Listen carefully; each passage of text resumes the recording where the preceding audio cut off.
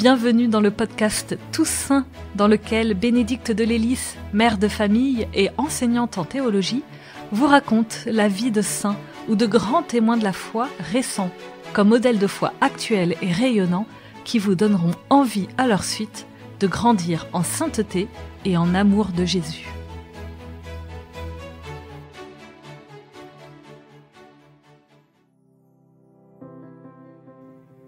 Dans cet épisode, je vais vous raconter la vie du poète Marie-Noël.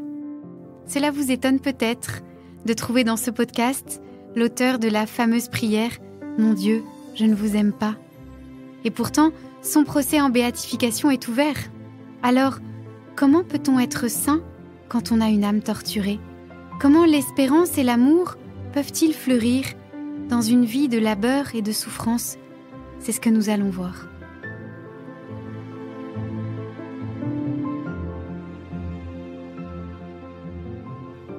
Vraiment, il est périlleux de présenter le poète Marie-Noël.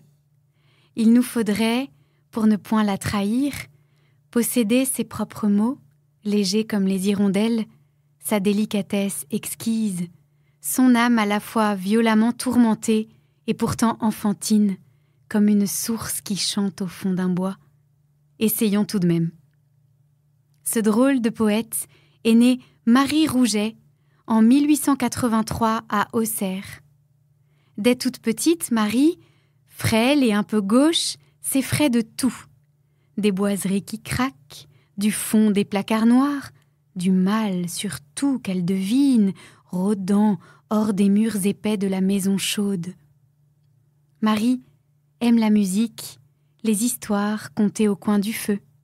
Elle aime ses 3 petits frères, sa grand-mère, rassurante comme un poil tiède, son père, agrégé de philosophie dont elle admire l'immense culture, sa mère enfin, dont elle prendra soin fidèlement jusqu'à sa mort. Marie surtout aime Dieu.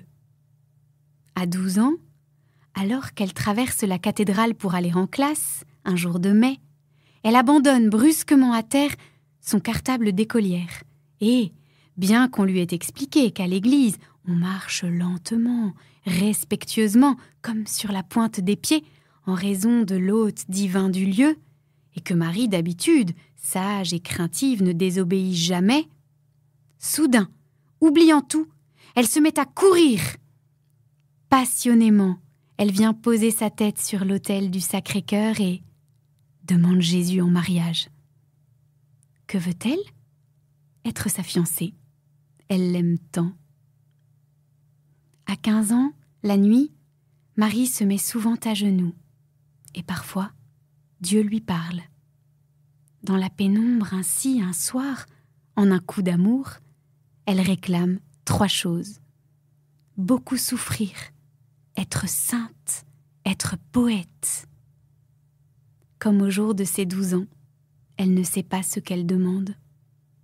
Quelquefois, grandissant, affamée d'une hospitalière tendresse d'homme, elle regrettera presque ses folles requêtes. Au milieu du labeur quotidien et des peines, elle croira souvent avoir égaré, comme un trousseau de clés, et la sainteté et la poésie, et n'avoir reçu en héritage que la souffrance.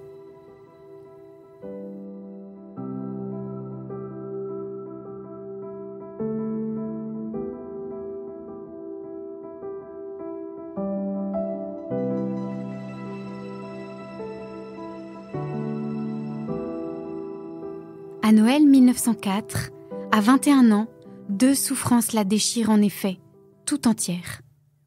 La mort d'un petit frère de 12 ans et le départ d'un jeune homme mystérieux dont elle s'était éprise. De Noël, pourtant, elle tire son nom de poésie. Marie représente pour elle Marat, l'amertume, et Noël, la douceur de l'enfant Dieu fragile entre les bras, venu précisément porter l'amour et la mort des hommes. C'est le parrain de Marie-Noël qui repère son talent. Elle, scrupuleuse, s'en méfiait. Sa langue savait piquer comme une abeille. Redoutant de manquer de charité, Elle avait renoncé à son esprit, trop acide pour être chrétien, pensait-elle. Marie se tait d'abord, puis dompte ses mots. Ils ne doivent pas dénicher le ridicule d'autrui, mais révéler son miel caché, mettre au soleil les beautés camouflées sous l'ordinaire. Cependant, la guerre de 14-18, en ravageant la France, ruine la santé morale de la jeune fille, volontairement engagée à l'hôpital d'Auxerre. À partir de là, elle s'enfonce dans une dépression qui l'anéantit. Déjà en 1913, elle avait connu 3 terribles jours suite à une remarque de son père, non pratiquant, sur l'âme immortelle. Pendant 3 jours, en elle, Dieu s'écroula. Toute lumière renversée, mort de tout, écrit-elle. Marie avait le sentiment effrayant d'avoir perdu Dieu, son bien unique. Elle appela cela plus tard l'enfer des 3 jours. Le soir du 3e jour, anéantie, elle embrassa désespérément une croix. Alors, se fit entendre un mot qui apaisa son âme dévastée. « Et moi, j'embrasse la tienne. » Et le calme se fit.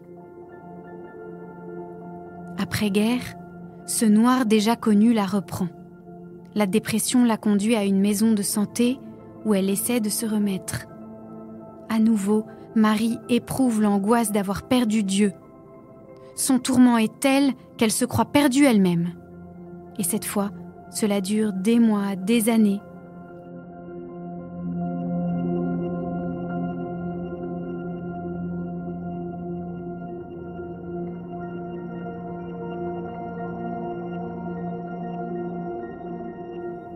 Afin de la raccrocher à la vie, le docteur lui suggère de publier ses poèmes. Il insiste. Elle se laisse convaincre. Ce travail, peu à peu, la relève. Pourtant, ses poèmes de jeunesse, empreints de son tendre amour pour le Dieu proche, semblent à ses yeux mentir. Dieu lui est devenu lointain et même terrible.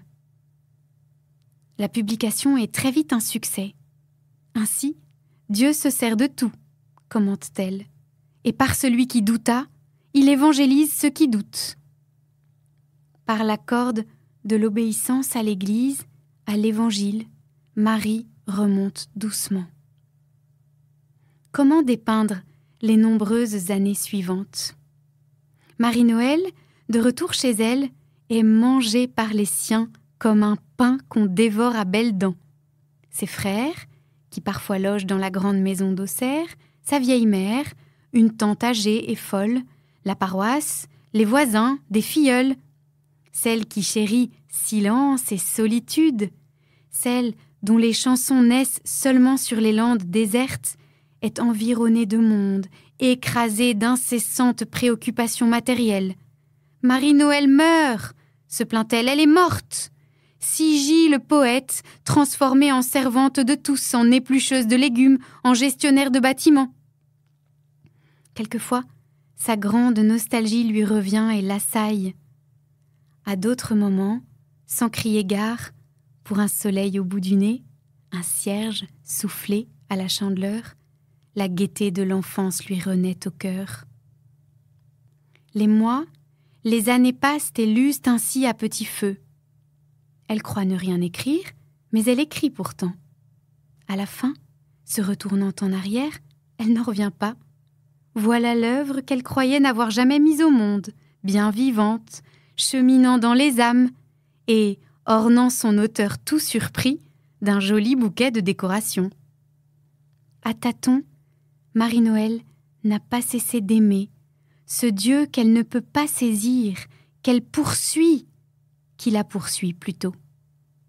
Elle meurt le 23 décembre 1967 pour entrer, à pas étonnés, étourdis, dans la fête de Noël ultime, où se retrouvent enfin, au coin de l'âtre éternel, tous les chers amis perdus, ou jamais étreints.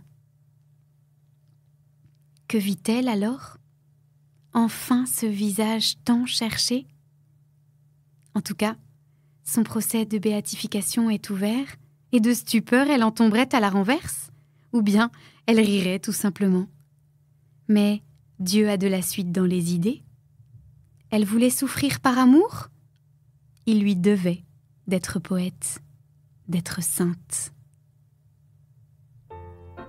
Chère Marie-Noël, apprenez-nous à persévérer dans la foi quand les signes s'effacent, à réchauffer chaque prochain qui passe en l'abritant comme vous en notre cœur, en l'aimant comme nous-mêmes, même sans rien sentir, tenant notre oui à Dieu d'un jour bien serré en notre âme. Nous vous prions pour les âmes inquiètes, pour les âmes tourmentées, les plus douloureuses, vos préférées. Merci, Marie-Noël, de nous consoler par vos chansons.